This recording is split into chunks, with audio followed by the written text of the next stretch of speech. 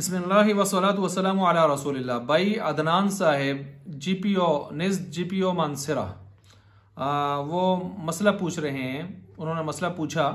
WhatsApp पर कि तबलीगी हजरात जब चिल्ला पर जाते हैं, तबलीगी चिल्ला पर 4 माह के लिए, 7 माह के लिए, साल के लिए वगैरह वगैरह, अंदरून बैरून, इनको ज़कात की रकम दी जा सकती है या इनके अहलो औलाद को, इनके आलो औलाद को जो है उनको अहलो अयाल को ज़कात की रकम दी जा सकती है। जवाब ये है कि ख़ुद इस शख्स को अगर आप ज़कात की रकम देना चाहते हैं तो ज़रूरी है कि ये मुस्तहिक़ ज़कात हो। मुस्तहिक़ ज़कात होने का मतलब ये है कि ये सोना, चांदी, माल तिजारत, नकदी, इन चारों चीज़ों को मिलाकर और ज़रूरत से ज़ायद सामान को मिलाकर जो इसकी मालियत में है, सारी चीज़ें इसकी मालियत में, ना कि बीवी या किसी और की,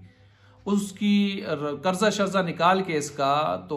वो बकाया जात जो है उनकी मालियत 52.5 तोले चांदी के बराबर, यानी 1,30,000 35,000 जो भी बनती है उसके बराबर या इससे ज़्यादा ना हो, तो तब ये मुस्तहिक़ ज़कात होगा। फिर इस शख्स को मालिक और मुख्तार बना दिया जाए ज़कात का, तो ठीक है, ज़कात अदा हो जाएगी।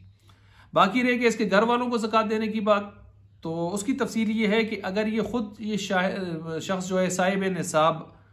है तो फिर इसकी नाबालिग औलाद इसके ताबे होती है, फिर नाबालिग औलाद को भी और इसको भी ज़कात का माल आप नहीं दे सकते,